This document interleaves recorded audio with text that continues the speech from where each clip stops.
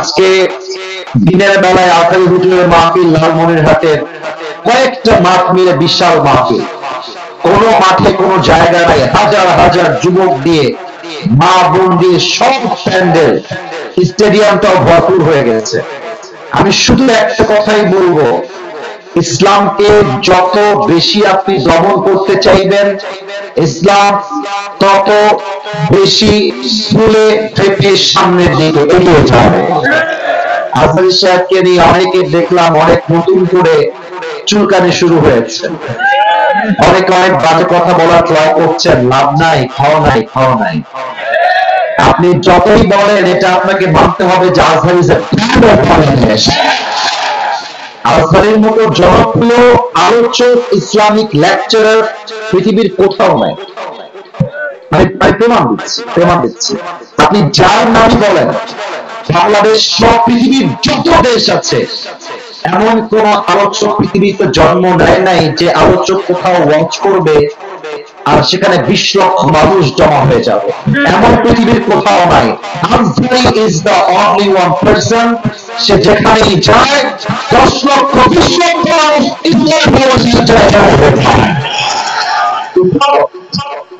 আমরা গৌরব করি, আমাদের অহংকারের জায়গা, আমাদের গৌরবের জায়গা, এটা ইসলাম। ইসলাম এত সুন্দর, যদি এটাকে কেউ রিপ্রেজেন্ট করতে পারে to the better way, the best way, আমার বিশ্বাস একজন মানুষ ইসলামকে রিপ্রেজেন্ট করবে, তার কথা শুনে হাজার হাজার বিধর্মী কারণে আপনার মুসলমান হয়ে যাবে। আল্লামা দেলোয়ার হোসেন সাইদি হুজুর, নাম তো শুনছেন? এত আস্তে কেন, নাম শুনছেন না আপনারা সবাই? আমি দোয়া করি আল্লাহ হুজুরকে জান্নাতুল ফেরদাউসের উচ্চ মাকাম নসিব করুন সবাই, আমিন। আমার মনে হয় এই যে আমরা বলি আপনি একজনকে মেরে ফেলবেন, একজনকে হত্যা করবেন, আল্লাহ আরেকজনকে তৈরি করে দিবে। আপনার আল্লামা দেলোয়ার হোসেন সাইদি হুজুরকে মিথ্যার রাজাকারের ট্যাগ দিয়ে জেলের মধ্যে পচিয়ে নির্বিচারে ইনজেকশন পুশ করে হত্যা করেছেন। আল্লাহ বলছে তোমরা একজনকে হত্যা করলে কি হবে, আমি তার পরিবর্তে হাজার হাজার আজহারি বাংলার মধ্যে বুঝে দেওয়ার সাধ্যটাও নাই। আমাদের সকলের প্রিয় আল্লাহ একটা কথা বলতেন, যারা তোমরা আমাদেরকে মৌলবাদী বলে ট্যাগ দিয়ে গালাগালি করো, আমরা চুল পরিমাণ এই কথায় রাগ করি না। কেন করি না? ঠান্ডা ভাষায় বলছি, কোন লাউড এন্ড শাউট ছাড়া বুঝে শুনবেন। দেলোয়ার হোসেন সাইদি হুজুর বলতেন মৌল শব্দ আসছে মূল থেকে। কি থেকে? এটা গায়বান্ধার সাউন্ড হইল না, কি থেকে? মূল থেকে। মূল মানে হচ্ছে কোরআন, মূল মানে হলো হাদিস, মূল মানে হচ্ছে আল্লাহ তাআলা, মূল মানে হচ্ছে হিজ লাস্ট মেসেঞ্জার মুহাম্মদ সাল্লাল্লাহু আলাইহি ওয়াসাল্লাম। উনি বলতেন যারা আমাদেরকে মৌলবাদী বলে গালি দাও, আমরা হলাম মূলবাদী আর তোমরা সবাই আলাদা। সিংহের মতো যদি আমাকে আনসার করবেন জোরে, গাছে আগার শক্তি বেশি হয় না, গোড়ায় শক্তি বেশি হয়। উনি বলতেন তোমরা থাকো গাছের আগায়, চুপচাপ ঝাঁপটি মেরে বসে থাকো, বাড়াবাড়ি বেশি করবো না, জরুরবাজির রাজনীতি করবো না, আলেমদেরকে ধরে জেলখানায় বন্দি করবো না। যদি এরকম জুলুম করতেই থাকো, একটা সময় আসবে এই দেশের 16 কোটি মানুষ গাছের গোড়ায় ধরে একটা ঝাঁকুনি দিবে, ঝাঁকুনির ফলে তোমরা ভাববে দিয়ে দেবো।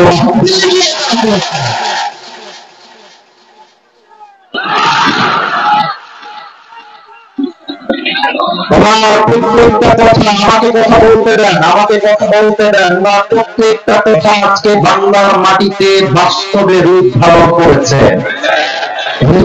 যারা জুলুম করছো, আলেমদেরকে ধরে জেলখানায় দিচ্ছ, গুম করছো, নির্বিচারে হত্যা চালাচ্ছ, সময় আসবে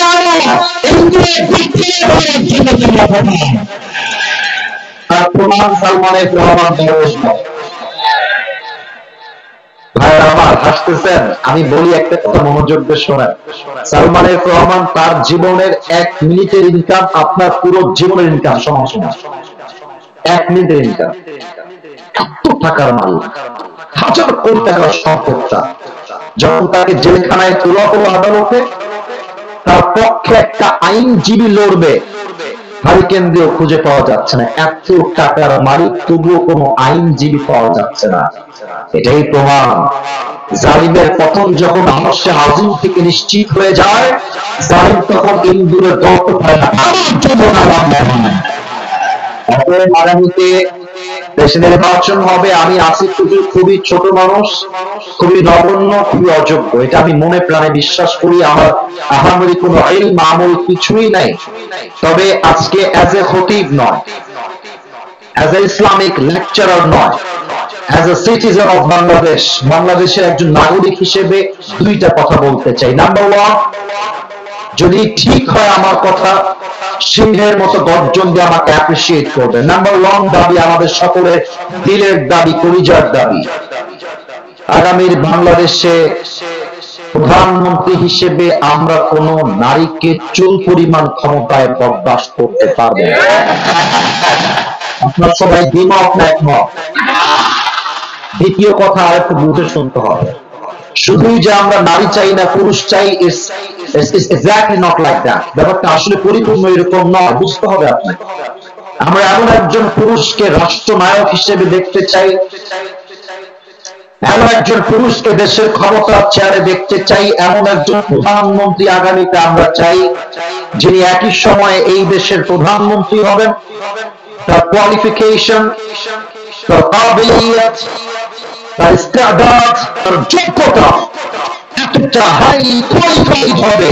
আমাদের দেশের প্রধানমন্ত্রী হবে এমন, যিনি একই সময়ে জাতীয় সংসদে দাঁড়িয়ে বক্তব্য দিবেন, এবং তার যোগ্যতা হবে এমন, আমাদের প্রধানমন্ত্রী চাইলে জাতীয় মসজিদ বাইতুল মুকাররমে দাঁড়িয়ে জুমা খুতবা দেওয়ার যোগ্যতা হবে। এমন প্রধানমন্ত্রী আমরা আগামীতে বাংলাদেশে চাই কি চাই না? আরে গাইবান্ধার ভাইরা, দেশের প্রধানমন্ত্রী যদি হয় জাতীয় মসজিদ বাইতুল মুকাররমের খতিব, আনসার মি লাউডলি, জোরে উত্তর দেন, দেশে কি আর সুদ থাকবে?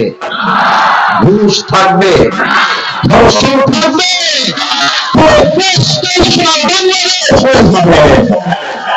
আল্লাহ এমন রাষ্ট্র আমাদের সবাইকে কায়েম করা তৌফিক দান করো, পরের সবাই দিল থেকে আমিন। আপনাদের বউ আছে? কার কার একটু হাত তোলেন। বউ আছে? বউ আছে, আচ্ছা ঠিক আছে, মোটামুটি কিছু লোকের বউ আছে। এবার শীতকালে যাদের বউ নাই, খুব কষ্টে আছে, তারা একটু হাত তোলেন।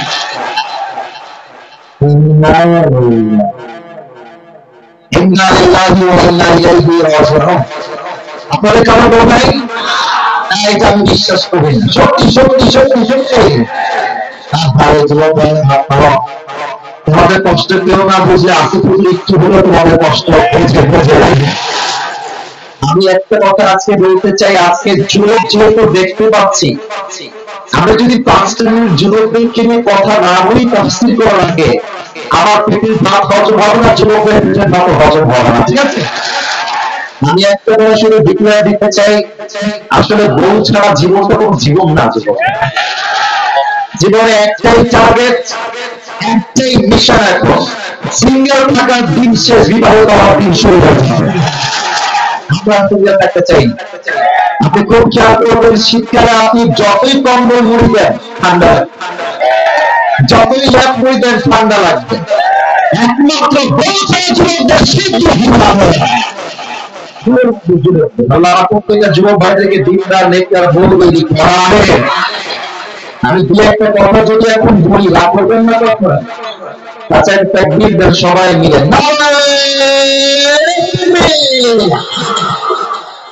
আমি যুবকদেরকে আজকে ফার্স্ট এন্ড লাস্ট একটা গাইডলাইন দিব আমার বক্তব্যের শুরুতে। আর দেরি করো না, এবার আল্লাহর ওয়াস্তে বিয়েটা করে নাও, আর দেরি করো না।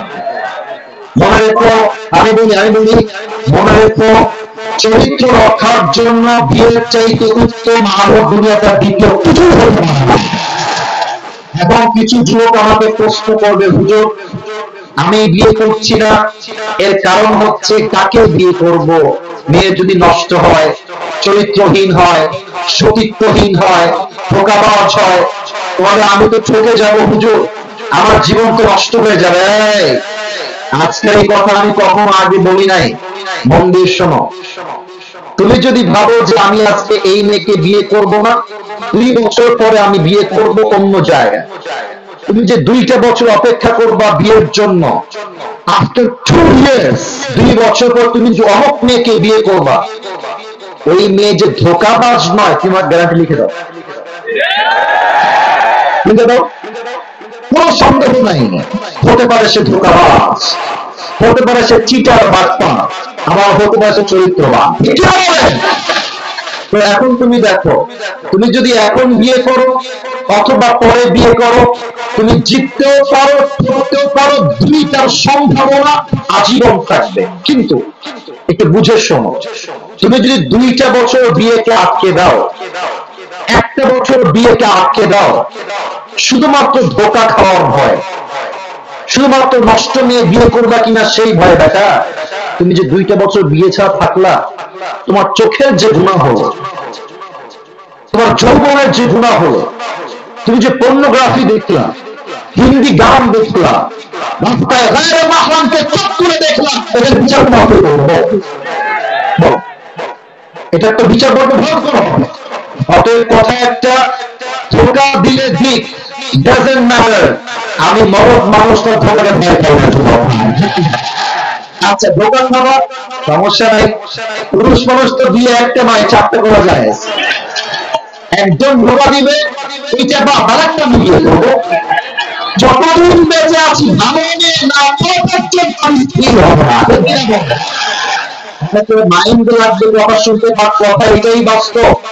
মনে রাখবেন, ধোঁকা একজন সৌভাগ্য মানুষই খায়, ধোঁকা একজন যার কপাল ভালো সে খায়। কারণ ধোঁকা হচ্ছে আল্লাহর পক্ষ থেকে বিশাল বড় নিয়ামত। এই জন্য, কারণ ধোঁকার দ্বারা আমরা বুঝতে পারি একমাত্র আল্লাহ ছাড়া আমাকে ভালো আর কেউ আসতে পারে না। আমার বাড়ি, আমার কথিত বন্ধু, আমার বাড়ি হচ্ছে আমার আসল কাছের সত্তা। অতএব ধোঁকা খেয়ে যাবো, মেয়ে খারাপ হবে না, এখন বিয়ে করবো না, আরো সময়, আরো 2 বছর, আরো 1 মাস, বেটা যত সিঙ্গেল থাকবা হায়াত নষ্ট হবে, তোমার এনজয়মেন্ট নষ্ট হয়ে যাবে। প্রত্যেকটা যুবককে সময় মতো চরিত্রবান মেয়ে দেখে বিয়ে করার তৌফিক দান করে পড়ে চলে। তিনটা তাকবীর দিবেন, দেন তাফসীর শুরু হবে। প্রথম তাকবীর দিবেন আমার প্রিয় বিবাহিত ভাইরা, এদের বউ আছে, আমাদের জিততে হবে না, মান সম্মান কিন্তু আমার নষ্ট হয়ে যাবে। বিবাহিত ভাইরা সবাই একটা কাশি দেন। এরপর তোমার সিঙ্গেল তাকবীর দিন, আগে দেখি কার গায়ে কত জোর আছে। বিবাহিত ভাইরা প্লিজ গায়ে একটু জোর নিয়ে তাকবীর দিবেন। মুরব্বীরা হয়ে যাও,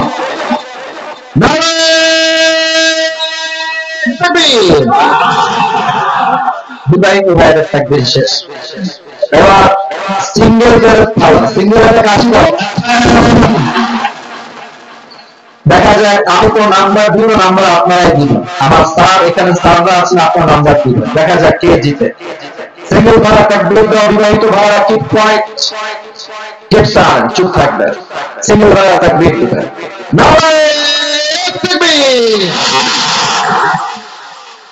আহা, বিবাহিত ভাড়া হেরে গেল রে, বলো না, জিততে গিয়েও জিতলো না। আচ্ছা, এবার সবাই মিলে একটা তাকবীর দিবেন, লাস্ট এন্ড ফাইনাল তাকবীর। এমন জোরে তাকবীর দিবেন যে তাকবীরের ফলায় আমি স্টেজ ভেঙে নিচে পড়ে যাচ্ছি। দেখা যায় সবাই আসলে কোনো ভাগাভাগি নেই।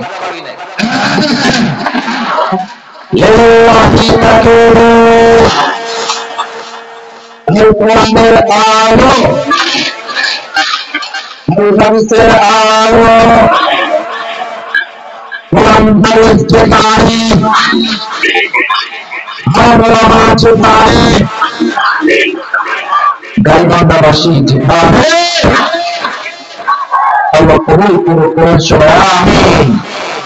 একটু পরে আসলে আজান দিয়ে দিবে চাইনিজ চুষক। খুব বেশি সময় আমার কাছে নাই, ছোট্ট একটা শব্দের তাফসীর হবে পুরো ওয়াজ জুড়ে। শব্দটা আমি বলছি, you have to repeat after me, আপনাকে আমার সাথে বলতে হবে।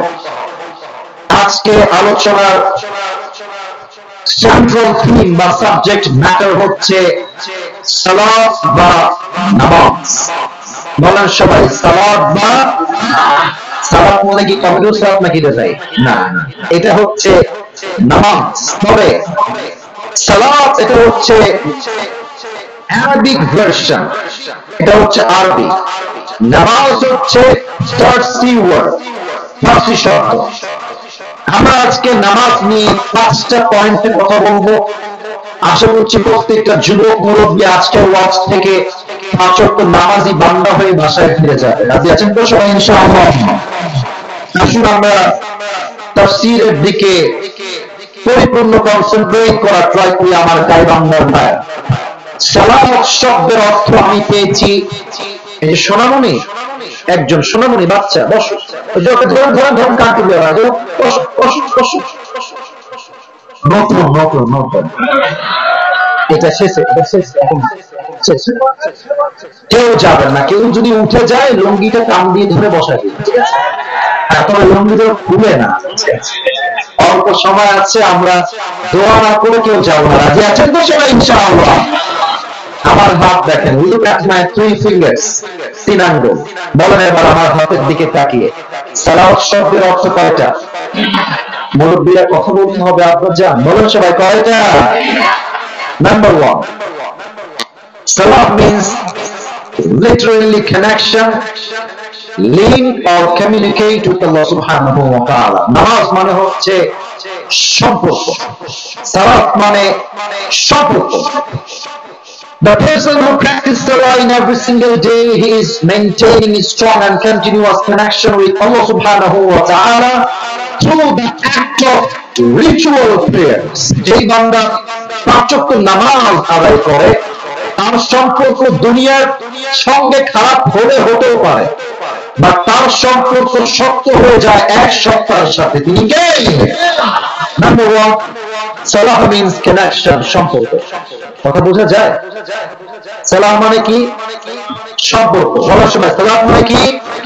সম্পর্ক। Number 1. Number 2, সালাহ means gate closer, নিকটবর্তী হওয়া। একটু প্র্যাকটিক্যালি বোঝাই। দেখেন তো, আমার মাইকটা এখন আমার কাছে আছে, আমি একটু দূরে গেলাম, এখন কি মাইকটা কাছে আছে না দূরে আছে? এবার একটু দেখেন, আমি এবার মাইকের কাছে এলাম, এবার মাইকের মাউথ পিস আমার থেকে দূরে আছে না কাছে আছে? আল্লাহ বলছে, বান্দা যখন নামাজ থেকে দূরে চলে যায়, বান্দা আমার থেকে দূরে চলে যায়। বান্দা যখন নামাজের দিকে চলে আসে, বান্দা আমার কাছে বান্দা হয়ে যায়। সালাহ means get closer, নিকটবর্তী হওয়া। If you want to get closer to Allah subhanahu wa ta'ala, prostrate and be closer to your Lord.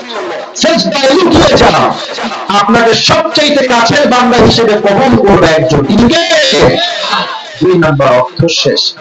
Final and last meaning of salah, and that is turn face, মুখ ঘোরানো।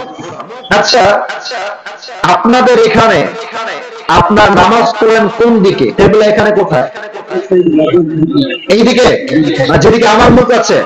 আচ্ছা, আপনার সবাই তো আমার দিকে তাকিয়ে আছেন এখন এইদিকে। আমি কিন্তু অর্থগুলো প্র্যাকটিক্যালি বোঝাবার ট্রাই করছি, বলেই এত প্রশ্ন এত উত্তর। আপনারা এখন আমার দিকে তাকিয়ে আছেন, আমি আছি টেবিল মুখী হয়ে। যদি আপনারা এখন আসরের নামাজটা পড়তে চান, তবে কি আপনারা আমার দিকে তাকাবেন না পেছনে ঘুরবেন? পেছনে যখনই ঘুরবেন মুখ ঘোরাইতে হবে। এটাই হচ্ছে সালাত, মুখ ঘোরানো। কোরআন কারীমে আল্লাহ রাব্বুল আলামিন বলছেন, যেটা ইব্রাহিম আলাইহিস সালাম বলেছিলেন, ইন্নী ওয়াজ্জাহতু ওয়াজহিয়া লিল্লাযী ফাতারাস সামাওয়াতি ওয়াল আরদা হানিফান ওয়া মা আনা মিনাল মুশরিকিন। ইব্রাহিম আলাইহিস সালাম বলছেন, আল্লাহ, আমি আমার মুখ ফিরিয়েছি সেই সত্তার দিকে যিনি জমিন এবং আসমানের মালিক, ওয়া মা আনা মিনাল মুশরিকিন, এবং আমি তোমার বান্দা, আমি মুশরিকদের অন্তর্ভুক্ত নই। ঠিক কি বলে? সালাত অর্থ মুখ ঘোরানো। This is the meaning of salah. Number 2, একটা প্রশ্ন করতে চাই, আশা করছি উত্তরটা আপনারা বুঝে দিবেন, না বুঝে দিবেন। একটু আমার দিকে তাকান। দিনের বেলা পুরো দিনে 5 টাইমস সালাত, 5 ওয়াক্ত নামাজ, মুরব্বী যুবক ভাইরা বলবেন 5 ওয়াক্ত নামাজ দৈনন্দিন জীবনে সুন্নত, নফল, ওয়াজিব না ফরজ? Right answer. ভয় পাবেন, ভয় নাই, ভয় নাই। 5 ওয়াক্ত নামাজ সুন্নত, নফল, ওয়াজিব না ফরজ? কখনো কি ভেবে দেখেছেন যে নামাজটা ফরজ হলো কেন? সুন্নত হতে পারত 5 ওয়াক্ত নামাজ। আচ্ছা, ভাবলাম যে ফরজ হলো, তো সেজদা যে আমি দিব, এই সেজদা একমাত্র আল্লাহর কাছে কেন হবে? এটা মাজারে হবে না কেন? বাবার সামনে হবে না কেন? That is the question. প্রশ্ন, উত্তর দিচ্ছি আমি। একটা এক্সাম্পল দিয়ে আরো ভালো বুঝে আসবে। যাদের বউ আছে, আগের বউ নাই, বউ তো হবে আগামীতে, সমস্যা নাই। মনে করেন আপনার বাসায় বউ আছে, আপনার বউ যে বাসায় থাকে সেই বউয়ের বাসা আপনার, ওর পরিধানকৃত পোশাকটা আপনার, ওকে 3 বেলা খাওয়ান আপনি, জামা দেন আপনি, সব আপনি দেন। আপনার বউ যদি রাতের আধারে গিয়ে ইমো ইনস্টল দিয়ে আরেক বেড়ারে কয় আই লাভ ইউ, আমি তোমারে ভালোবাসি, হাজবেন্ড বাপ, আপনি সহ্য করতে পারবেন? এই মরদের বাচ্চা আপনার আসতে করবো, সহ্য করতে পারবেন আপনারা কেন? কেন? আমার বাড়িতে তুই থাকিস, আমি তো জামা দেই, সব তুই আমার থেকে নিবি, আর তুই অন্য কাউরে বলবি আই লাভ ইউ, সব ফাস্ট হবে, এটা চলবে না, বলছিলাম না। তো চোখ দিলাম আমি, নাক দিলাম আমি, কান দিলাম আমি, রিজিক দিলাম আমি, সম্মান দিলাম আমি, আর তুই বাবার দরবারে সেজদা দিবি আমি আল্লাহ সব গুনাহ মাফ করব, এই গুনাহ আমি আল্লাহ মাফ করব না। কেন মাফ করবে না? কারণ আল্লাহই সব দেয়, আল্লাহই খাওয়ায়, আল্লাহই পড়ায়। So if you want to prostrate to anybody, Allah is the only one who is worthy of it. এই জমিনে আমার মাথা যদি সেজদায় ঝুঁকে, একমাত্র আমার বাবার সামনে ঝুঁকবে, এটা মাঝে বাবার সামনে ঝুঁকবে না। Number 2, number 3 point. শর্টকাটে বলার প্রয়োজন, because time is too short. কিছু ঘটনা আমাকে সামনে গিয়ে বলতে হবে, সময়ের প্রয়োজন। এবার আমাকে একটা উত্তর দেন, আমাদের দেশের যে এখন প্রধান উপদেষ্টা, তার নাম কি? ডক্টর ইউনূস সাহেব। নামটা খুব মারাত্মক, বিপদের দোয়া, দোয়া ইউনূস। আমাদের যিনি কনফার্ম জান্নাতি আপা ছিলেন, তিনি ভাবছেন যে যাবো কোথায়, দেশে থাকলেও ইউনূস, বিপদে পড়লেও ইউনূস, ঝামেলা শেষ নাই। তো আমি সবাইকে একটা কথা বলতে চাই, আমাদের যিনি বিগত প্রধানমন্ত্রী ছিলেন, তাকে নিয়ে আমি খুব বেশি কথা বলতেও চাই না, আমার কথা বলার কোন রকম রুচিও আজকে নেই। আমি জাস্ট এতটুকু বলবো, উনি বুঝিয়েছে অভিনয় করতে হয় কেমন, অবাক অভিনয়। মেট্রো রেল আগুন লেগে গেল, টিস্যু দিয়ে, মানে আমি তো অভিনয় করতে পারি না, এমনি কাঁপতেছে, আর বলতেছে যে আমার এই মেট্রো রেল ঠিক করতে 300 কোটি টাকা লেগে যাবে। আমার কলিজে আঘাত লাগলো, ইস ইয়ার ये बहुत बड़ा नुकसान हो गया, ये ठीक नहीं हुआ, এটা যুবকরা ঠিক করে না। মনে মনে ভাবলাম যে 300 কোটি ये तो बहुत बड़ा नुकसान है। পরে দেখলাম উনি বিদায় নিয়ে চলে গেলেন মামুর বাড়ি দিল্লিতে। ডক্টর ইউনূস সাহেব আসলেন, 300 কোটি আর ये तो बहुत दूर की बात है, 20 কোটির কমেই মেট্রো রেল ঠিক হয়ে গেছে। তখন আমি বুঝতে পারলাম, আমার আপা যদি প্রধানমন্ত্রী না হয়ে অভিব্যক্তি হতেন, পুরো বিশ্বকে উন্নয়ন করে একবার ভাবেন তো, 300 কোটি 20 কোটি থেকে নিয়ে গেছে 300 কোটি। আমরা একবার ধরতে পেরেছি, মিডিয়ার মাধ্যমে একবার ধরেছি।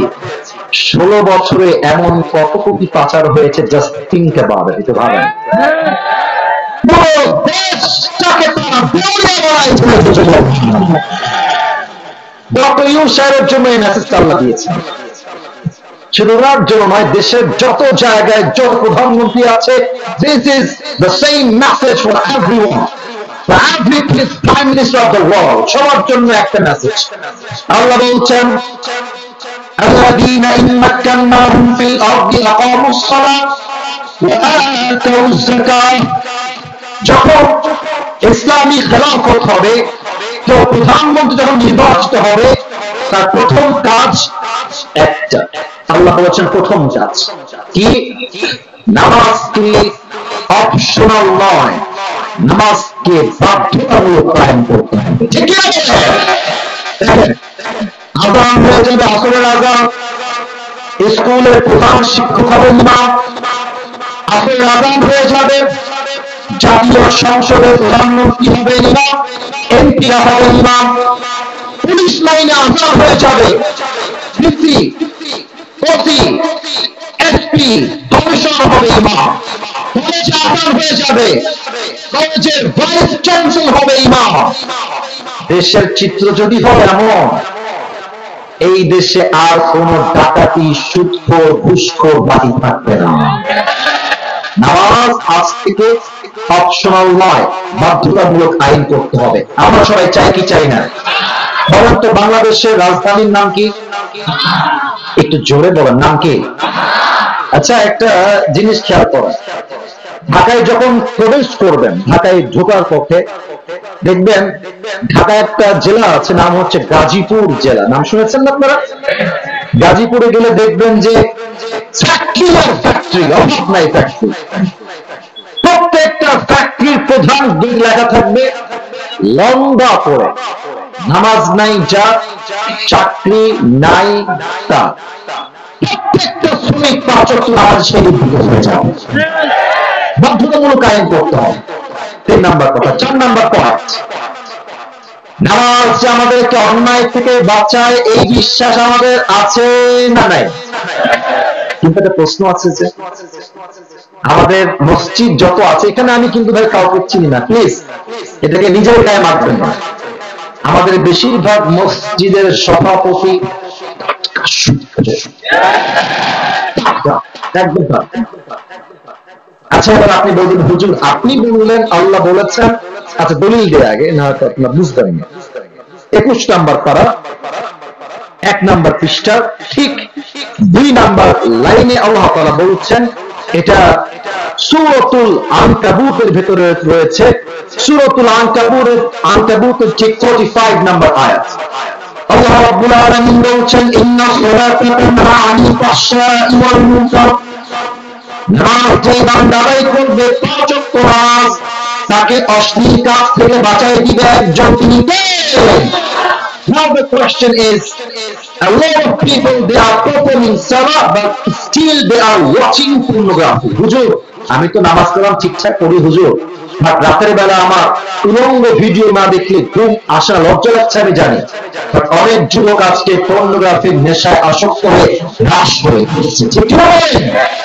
নামাজ পড়ছে সুদ খায়, নামাজ পড়ছে ঘুষ খায়, আর আমার কলেজে তোমরা প্রিয় বোনেরা মাশাআল্লাহ বোরকাও পরে, হাতও ঢাকা, পাও ঢাকা, রংপুরে যখন ঘুরতে যাই, মাহফিলে যাই, মাশাআল্লাহ হাতও ঢাকা, পাও ঢাকা, মুখও ঢাকা, এত সুন্দর বোরকা, মন ভাবিয়া ইয়ে তো अभी कभी जन्नत से भाग के दुनिया में आई, এত ভালো মতো জীবন আমি দেখি নাই রে বাবা। কিন্তু আমি যখন দেখি যে মেয়েটা বোরকা পরে, হিজাব পরে, নিকাব পরে রাস্তায় বাদাম খাচ্ছে আর বয়ফ্রেন্ডের সঙ্গে প্রেম করছে, আমার মাথায় একটা কথাই ঘোরে, এদের বোরকার উপরে ফিটফার ভিতরে পুরো নামাজ পড়ি, আমি তো এখনো পর্নোগ্রাফি দেখি, এখনো তো গান শুনি, হারাম কাজ করি, বলো তো নামাজ আমাকে অন্যায় থেকে বাঁচালো না? প্রশ্নের উত্তর আছে না? আগে একটা কথা ক্লিয়ার করি, আল্লাহ বলেছেন নামাজ তোমাকে অশ্লীল কাজ থেকে বাঁচাবেই। আল্লাহ কথা কোনো ভুল হতে পারে না? এটা এত আসতে কেন? ইমানের কথা, আল্লাহর কথায় ভুল হতে পারে। Maybe we are making some mistakes, আমরা ভুল করছি। নাম্বার 1 ভুল, নামাজ আমরা পড়ি, নামাজ পড়ি এখানে মসজিদের ভেতরে আলহামদুলিল্লাহি রাব্বিল আলামিন, যুবক মনে মনে ভাবছে এই তো আমার গার্লফ্রেন্ড একটা মেসেজ মনে হয় আমাকে দিল, হাসতেছেন, এটাই বাস্তব। আমার বাবাও একজন খতিব, আলহামদুলিল্লাহ আমার বাবা প্রায় 25 থেকে 30 বছর যাবত খতিব এবং ইমাম। এখন তো যেই মাস চলছে মাসটা হচ্ছে জানুয়ারি মাস, তাই না? আপনারা দেখবেন যখন অক্টোবর থাকে, নভেম্বর থাকে, বা অক্টোবরই বলি, দেখবেন যে গরমও না আবার পরিপূর্ণ শীতও না, কেমন যেন একটা উষ্ণ উষ্ণ ভাব, কখনো ঠান্ডা কখনো গরম। তা আমি আব্বুর মসজিদে এজ এ মুসল্লি নামাজ পড়তে গেলাম। নামাজ পড়তে দাঁড়িয়েছি পেছনের কাতারে। আমার আব্বু জোহরের নামাজ আদায় করাচ্ছেন অ্যাজ এ ইমাম, অ্যাজ এ লিডার। তো আমি পেছনে দাঁড়িয়ে আছি। তো এক মুরব্বী আমার পাশে আছে। তো যুবকদের গায়ে তো একটু রক্ত বেশি, গরম লাগে একটু বেশি। তো এক ছেলে নামাজ পড়তে আসছে নামাজের মাঝেই, এসে কোনো কথা নাই, ঠাস করে ফ্যানটা অন করে দিয়েছে। আর আমার পাশের যিনি মুরব্বী আছেন নামাজের মধ্যে বলছে ফ্যানটা বন্ধ করে দাও। আচ্ছা, আপনারা কম, এই যে আমার মুরব্বী আব্বাজান নামাজে বললেন ফ্যানটা বন্ধ করে দাও, আমার আব্বাজান নামাজ কি আছে না গেছে? আরে কথা বলা আছে না গেছে? গেছে। আমার আরেক বন্ধু আছে, ও আবার আরেক মসজিদে ইমামতি করে এবং খতিবও ছিল। একদিন নামাজ পড়াচ্ছে আসরের নামাজ। বলেন তো আসরের নামাজ কয় রাকাত? এই যারা কথা কয় না বলেন সবাই কয় রাকাত? আমার বন্ধু 3 রাকাত পড়ে উঠে গেছে, আল্লাহু আকবার। কিন্তু আমাদের ওই মসজিদের যে সভাপতি ছিলেন তিনি ভেবেছেন 4 রাকাত হয়ে গেছে, হুজুর মনে হয় মিস্টেকলি উঠে গেছে। তো উনি একটু ঠেকা টাইপের ছিলেন, উনি আর ওঠেন না, উনি বসে থেকেই বলছে আল্লাহু আকবার, আল্লাহু আকবার, মানে হুজুর বসেন। আর পাশে ছিল সেক্রেটারি, তিনি বলতে ঠিক আছে রে উঠে যা, উঠে যা। মুয়াজ্জিন কত মূর্খ! মুয়াজ্জিন সাধারণ মানুষ তো বলছে আমার মনে হয় 4 রাকাত হয়ে গেছে। আচ্ছা বলেন, এই যে 3 জন কথা বললো, একজন নামাজ কি আছে? আছে আছে আছে আছে তার নামাজ নেই। নামাজ পড়ি এখানে, মন থাকে আর এক জায়গায়, যা মন চায় তাই করতেছে। 1 নাম্বার। নাম্বার 2, আল্লাহু আকবার, সুবহানাকাল্লাহুম্মা ওয়া বিহামদিকা ওয়া তাবারাকা ইসমুকা ওয়া তাআলা জাদ্দুকা ওয়া লা ইলাহা গায়রুক। প্রত্যেকটা মুরব্বি আব্বাজান, যুবক ভাইয়ের আম্মা জানেরা, 5 ওয়াক্ত নামাজে সারা যখন করছেন, আপনাকে আমি প্রশ্ন করতে চাই, কয়জন আছেন এমন যারা সারার পরিপূর্ণ অর্থ জানেন? আপনি যে পড়ছেন সূরা ফাতিহার সঙ্গে কেরাত, ইন্না আ'তাইনাকাল কাউসার, do you know the meaning of it? তুমি কি জানো এর অর্থ কি? 80% যুবক বলবে হুজুর আমি এর অর্থ জানি না। অর্থ যদি আপনি না জানেন, নামাজে আপনার মন থাকবে না। আমি একজন ওমরা করা মানুষ, আমি যখন ওমরায় গেলাম ফর দ্য ফার্স্ট টাইম, আমি কাবার সামনে দাঁড়িয়ে যখন নামাজ পড়ছি, still I can remember the time. আমি পড়ছি নামাজ, ডানে বামে আওয়াজ আসছে, চিৎকার করে কান্না করছে, আর প্রত্যেকের কান্নার ধ্বনি আমার কানে বাজতেছে। প্রথমে বুঝি নাই যে কেন কান্না করছে, কারণটা কি। পরে দেখলাম বেশিরভাগ মানুষ যারা কাঁদছিল, they are from Arabian country, they know the meaning of it, তার অর্থ বোঝে, আরবি ভাষা বোঝে, আল্লাহ কি বলতে চাইছে বোঝে। আর যখন বোঝে, ঈমানটা জাগ্রত হয়ে যায়, যাদাতুল ঈমানা, ঈমানের কম্পন তৈরি হয়ে যায়, তখন মুসল্লির চোখে আর পানি আসতে থাকে না। ঠিক কি বলেন? যা করেন অর্থ বোঝেন না, তাই নামাজ আপনাকে অন্যায় থেকে বাঁচায় না। 3 নাম্বারটা বলেই শেষ করছি। কি বলেন তো, 4 রাকাত নামাজ পড়তে আপনার বিবেক অনুযায়ী, আপনার বিবেক অনুযায়ী, ফ্রম ইউর পার্সপেক্টিভ, আমি 4 রাকাত নামাজ পড়বো আল্লাহর জন্য, আনুমানিক আমার কয় মিনিট সময় লাগবে? আনুমানিক 10 মিনিট, রাইট? কম 10 মিনিট লাগবে। আপনি দেখবেন মুরব্বী যুবকদেরকে মসজিদে আসে 4 রাকাত নামাজ পড়তে, ওর 2 মিনিট সময়ও লাগে না।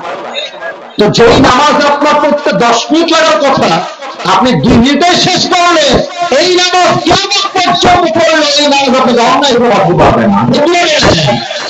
4 নাম্বার, নামাজ অন্যায় থেকে বাঁচাবে তখন যখন নামাজটা নামাজের মতো হবে। 5 নাম্বার পয়েন্ট, এখানে আমি কিছু ঘটনা বলবো হাদিস থেকে, যেগুলো খুবই মর্মান্তিক ঘটনা। এবং আশা করছি এই ঘটনাগুলো আপনারা প্রমাণ দিয়েছেন ভাই যে আপনারা আসলে তাফসীর শুনতে এসেছেন। দেখেন আমি মেবি 30 মিনিটস এর বেশি কথা বলছি, একটা যুবক ডান বাম হয় না, একটা মুরব্বী উঠে যায় না। এটাই প্রমাণ গাইবান্ধার মাঠে ইসলামের ঘাঁটি যুবক না। এবার আমাকে উত্তর দেন, নামাজ এটা কি একা পড়া উত্তম না জামাতে পড়া উত্তম? জামাতে পড়া উত্তম। আল্লাহ হাবিব সাল্লাল্লাহু আলাইহি ওয়াসাল্লাম একদিন সাহাবায়ে কেরামদেরকে নিয়ে বসে আছেন। পরে বলছেন, সাহাবায়ে কেরাম শোনো, আল্লাহর এমন একজন প্রিয় বান্দা এই জমিনে আছেন। এই কথা ভালো করে শুনতে হবে, ঘটনা তো মূল কথা না বুঝলে আপনি মেসেজ একজন যান, ওর কোনো কাজ আছে বিদেশে যাচ্ছে, যান একজন, it's not a big deal. দুইজন উঠলে ঠ্যাং ভেঙে দিয়ে যায়, কেউ যাবেন না। সময় একদম আমার সময় বেশি নেই, আমাকে হাদিসের ঘটনা বলতে দেন, ঘটনা শেষ দোয়া হবে। উনি বললেন যে আচ্ছা একটু পরে দিচ্ছি। বলছেন যে একজন ব্যক্তি আছেন এমন যাকে আল্লাহ দুনিয়ার সমস্ত জাগতিক সুখ দিতে চেয়েছেন, তবে তিনি সমস্ত সুখকে রিজেক্ট করে আল্লাহর সঙ্গে সাক্ষাৎ করাকে সবচেয়ে বেশি উত্তম মনে করেছেন। সুবহানাল্লাহ বলবেন না আপনারা সবাই? সব সাহাবী চুপচাপ শুনে বসে আছে, নবীজি চলে গেছেন। কিন্তু সাহাবীরা দেখছে আবু বকর রাদিয়াল্লাহু তাআলা আনহু এই কথা শুনে কাঁদছে। একজন সাহাবী বলছে, ইয়া আবু বকর তুমি কাঁদছো কেন, কি কারণ? আবু বকর ডাকতে বলছে, তোমরা নবীর কথার অর্থ বোঝো নাই যে অর্থ আমি বুঝে গেছি। দুনিয়াতে নবীজি একমাত্র এমন মানুষ যাকে আল্লাহ তাআলা দুনিয়ার সমস্ত সুখ দিতে চেয়েছেন, বা নবী সমস্ত সুখকে মাইনাস করে আল্লাহর সঙ্গে সাক্ষাৎ করাকে সবচেয়ে বেশি উত্তম মনে করেছেন। সুবহানাল্লাহ। এর মেসেজটা হচ্ছে নবীজি দুনিয়াতে আর বেশি দিন বেঁচে থাকবেন না, নবীর হায়াত শেষ। ঠিক সেই দিন এশারের নামাজের সময় যখন হয়ে গেল, সাহাবায়ে কেরাম অপেক্ষায় আছে নবীজি আসবেন, জামাতের সঙ্গে আমরা নামাজ আদায় করব। আধা ঘন্টা হয়ে যায়, 40 মিনিট পার হয়ে যায়, নবীজি নামাজ পড়াতে আসছেন না। নবীর গায়ে প্রচন্ড পরিমাণে জ্বর আঘাত করেছে। দীর্ঘ লম্বা সময় পরে সাহাবায়ে কেরাম বলল, আবু বকর নবীজি হয়তো আসবেন না, তুমি আজকে ইমাম হয়ে দাঁড়িয়ে যাও। আবু বকর নিজেই ইমাম হয়ে দাঁড়িয়ে গেলেন। আল্লাহু আকবার। নামাজ শুরু হয়ে গেল। আবু বকর রাদিয়াল্লাহু তাআলা আনহু যখন কিরাত তেলাওয়াত করছেন, কিরাতের প্রত্যেকটা ধ্বনি নবীজির ঘরে গিয়ে পৌঁছে গিয়েছে। নবীজি বলছে, আয়েশা এদিকে আসো। এসেছে। নবীজি কি করে বলেন? বলছে, আমি তো জ্বরে আক্রান্ত, উঠতে পারছি না, আমার পিঠ দেখেন, পিঠের দিক। বলছে, তুমি আমার পিঠে একটু হালকা 2 হাত দিয়ে ভর করে আমাকে একটু উঠিয়ে দাও, আর ঘরের জানালাটা খুলে দাও। জানালা খুলে দেওয়া হলো, নবীকে ওঠানো হলো। নবীজি মসজিদে নববীর দিকে চোখ তুলে এমনি তাকিয়ে আছে, আর আয়েশা দেখছে নবীর 2 চোখ বেয়ে বেয়ে পানি ঝরছে। ইয়া রাসূলুল্লাহ, আপনি কাঁদছেন কেন? কান্না কেন আপনার চোখে? নবীজি বলছে, আয়েশা আমার এই চোখের পানি কষ্টের পানি নয়, আজ আমার চোখের সামনে যে জামাতটা আমি দেখতে পাচ্ছি, এই আল্লাহর জমিনে আল্লাহর নামাজের জামাত কায়েম করবার জন্য উহুদের ময়দানে আমার দাম মোবারক শহীদ হয়েছে, তায়েফের জমিনে আমার রক্ত ঝরেছে, হাজার সাহাবীর জীবন গিয়েছে, হাজার যুবকের তাজা রক্তের বিনিময়ে আল্লাহর জমিনে আমরা জামাত কায়েম করেছি। ঠিক কি বলেন? নামাজ একা নয়, জামাত আদায় করো। যেদিন নবীজি মারা যাবেন, ইন্তেকালের দিনে, এটা আমার হাদিসের শেষাংশ, last part of my speech. প্রবাদ বাক্য আমরা সবাই জানি, শেষ ভালো যাক, সব ভালো যাক। আমাকে আর 5টা মিনিট আল্লাহর ওয়াস্তে সময় দেন। নবীজি ইন্তেকালের দিনে ফজরের সময় শুয়ে আছেন, নামাজ পড়ে, একদম সুবহে সাদিকের সময় জিবরাইল আসছে, এসে বলছে, আসসালামু আলাইকা ইয়া রাহমাতাল লিল আলামিন। নবী হে, আপনাকে সালাম, আল্লাহ আপনাকে সালাম পাঠিয়েছে। সুবহানাল্লাহ বলছেন না আপনারা সবাই? নবীজি উত্তর দিলেন, জিবরাইল বলছে, নবী কেমন আছেন? নবীর গায়ে এত জ্বর যে নবী যে ডান কাত থেকে বাম কাত হবেন, he hasn't the power, he hasn't that strength in his body, সেই শক্তিটাও নাই। এত কষ্টে নবীজি বলছেন, জিবরাইল আলহামদুলিল্লাহ আলা কুল্লি হাল, আল্লাহ আমাকে অনেক ভালো রেখেছে। সুবহানাল্লাহ, বুঝেন না আপনারা সবাই? একটা কথা অপ্রাসঙ্গিক বলে ফেলি, প্রাসঙ্গিক না যদিও বা অপ্রাসঙ্গিক হবে, এই একটা বাক্যই ফুল ওয়াজের বাহিরে বলছি, মূল বক্তব্যের বাহিরে আমি একটা কথাও নামাজের বাহিরে বলি নাই, এটাই বলছি।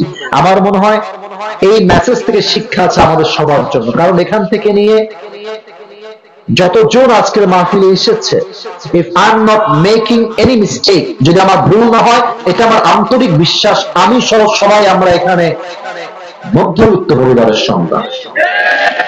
ভুল বললাম না ঠিক বললাম? যারা আপনারা আমাকে একটু একটু চেনেন, আমি আমার একটা ওয়াজে বলেছিলাম যে মধ্যবিত্ত পরিবারের সন্তান মানেই হচ্ছে এক একটা ব্র্যান্ড। কেন ব্র্যান্ড? সাইকেল দিবেন আমার চলবে, বাইক দিবেন আমার চলবে, কার দিবেন আমার চলবে, বলবেন যে কিছুই দিব না, হেঁটে হেঁটে আসতে হবে, মাইলকে মাইল আমি হাঁটতে পারবো, তাই মধ্যবিত্ত পরিবারের সন্তান। ভাত দিবেন, ডাউল দিবেন চলবে, ভাত দিবেন, সবজি দিবেন চলবে, ভাত দিবেন, ভর্তা দিবেন চলবে, ভাত দিবেন, কিছুই দিবেন না, এক গ্লাস পানি দিবেন, একটা মরিচ দিবেন, চলবে। আপনি আমাকে খাট দিবেন ঘুমাবো, খাট দিবেন না তাও ঘুমাবো, কম্বল দিবেন ঘুমাবো, কম্বল দিবেন না তাও ঘুমাবো, বালিশ দিবেন ঘুমাবো, বালিশ দিবেন না তাও ঘুমাবো, সব দিবেন, কারণ কি আমি বড় ঘরে হাপুস ধুপুস খেয়ে বড় হওয়া ব্রয়লার মুরগি না।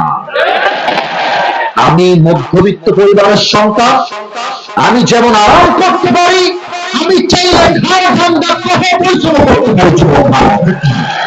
নবীজি মেসেজ দিচ্ছে আমাদের জন্য, অবস্থা যতই খারাপ হোক, যদি কেউ বলে কেমন আছো, সব ভুলে যাবা, বলবা আমি প্র্যাকটিস করি সবার সাথে, নিজেও প্র্যাকটিস করছি, আমি নিজেও একজন মধ্যবিত্ত পরিবারের ছেলে, সবাইকে বলবো প্র্যাকটিস হিসেবে কেমন আছেন? না হয় নাই আলহামদুলিল্লাহ, আবার জোরে শুনতে চাই কেমন আছেন? এটা লাভ কি হবে জানেন? কোরআন থেকে রেফারেন্স দেই না, আবার বলবেন ভুয়া কথা বলছি। ইন্নামা ইউওয়াফাস সাবিরুনা আজরাহুম বিগাইরি হিসাব, যারা সুখে দুঃখে ধৈর্যের সাথে শুকরিয়া আদায় করবে, কিয়ামতের দিন আল্লাহ তাকে বিনা হিসাবে জান্নাত দিবেন। They will be given their reward without measure, কোনো হিসাব হবে না। আল্লাহ বলেন সবরগুজার বান্দা বের হও, এই সবরকারী বান্দা বের হও, আজ আমি আল্লাহ ধৈর্যশীলদের জন্য বিনা হিসেবে জান্নাত তৈরি করে রেখে দিয়েছি। সুবহানাল্লাহ। নবীজি বললেন জিবরাইল আলহামদুলিল্লাহ, আল্লাহ অনেক ভালো রেখেছে। জিবরাইল বলছে নবী আজকে তো আমি একা আসি নাই, একটা মেহমান এসেছে। কে গো মেহমান? নিয়ে আসো। নবী আগে শোনেন মেহমানের নামটা কি? কে? বলছে ইসমুহু মালাকুল মউত আজরাইল। ও আচ্ছা আচ্ছা, নিয়ে আসো। আজরাইল অন্য জায়গায় আসে দাপটের সাথে, ক্ষমতার সাথে, গাম্ভীর্য রূপ নিয়ে নবীর কাছে এসেছে মাথা নত করে, এসেই বলছে আসসালামু আলাইকা ইয়া রাহমাতাল লিল আলামিন, ও নবী আপনাকে আল্লাহ সালাম পাঠিয়েছে। আজরাইল সালাম দিচ্ছে আর বলছে নবী আপনি এমন একজন মানুষ, আমি দুনিয়ার সবার রূহ কবজ করেছি, আদম টু ঈসা যত নবী এসেছে সবার রূহ আমি কবজ করেছি, আর আপনি প্রথম মানুষ যাকে আমি এসে সালাম পেশ করেছি। নবী আপনি ঠিক আছেন তো? নবীজি বলছে ঠিক আছে। তুমি বলো কি করতে এসেছো? ভাই মনে আছে? ঠিক আছে ঠিক আছে, মনে আছে। কেন এসেছো? নবী আমি তো এমনি আসি না, আল্লাহ আমাকে পাঠিয়েছেন। তবে আল্লাহ আমাকে বলেছেন এই জিবরাইল মালাকুল মউতকে বুঝিয়ে বলে দাও, যখন নবীর কাছে যাবে আগে বলবে নবীজি আপনি কি যেতে চান নাকি চান না। Please try to understand this point. বুঝেন, নবীর কাছে মালাকুল মউত বলছে নবী আপনি যাবেন নাকি থাকবেন। ইতিহাসে এমন কোন ব্যক্তি আসে নাই যার কাছে মালাকুল মউত অনুমতি চেয়েছে। নবী হচ্ছে প্রথম মানুষ। নবী যাবেন আপনি তো দেখেন আমরা যারা আছি এখানে যুবক ভাইরা ভাবেন যে আমার মুরব্বী আব্বাজান আমার স্যার ওনারা হচ্ছে আমার দুজন বন্ধু। এখানে একটা মিটিং চলছে, সময় নিচ্ছি, তো সরি ফর দ্যাট, কারণ আমি মূল কথা না বললে আমার শান্তিটা হবে না। পরামর্শ চলছে আগামী ফেব্রুয়ারি মাসে আমরা গাইবান্ধা থেকে একটা কক্সবাজার ট্যুরে যাব, কক্সবাজারের ট্যুরে। তো দেখবেন যে যার বেস্ট ফ্রেন্ড তার দিকে সে তাকায়, চশমা খুলে, অনেকে দেখতে সমস্যা হচ্ছে আমার। তো দেখবেন আমার চোখ দেখেন, চোখ দেখেন, আমার যদি বেস্ট ফ্রেন্ড হয় স্যার, সবাই বলছে কক্সবাজার যাব, তো আমি কিন্তু আমার বন্ধুর দিকে তাকাবো, কিরে বন্ধু তুই যাবি? বন্ধু যদি সিগন্যাল দেয় যে দোস্ত আমি যাব, আমি বলবো আমিও যাবো, আমিও যাবো, আমার নাম লেখেন।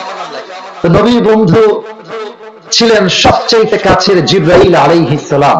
নবীজি বলছে জিবরাইল, চোখ দেখেন, ইঙ্গিত বোঝেন, জিবরাইল কি কি বলছো, আমি যাবো না থাকবো?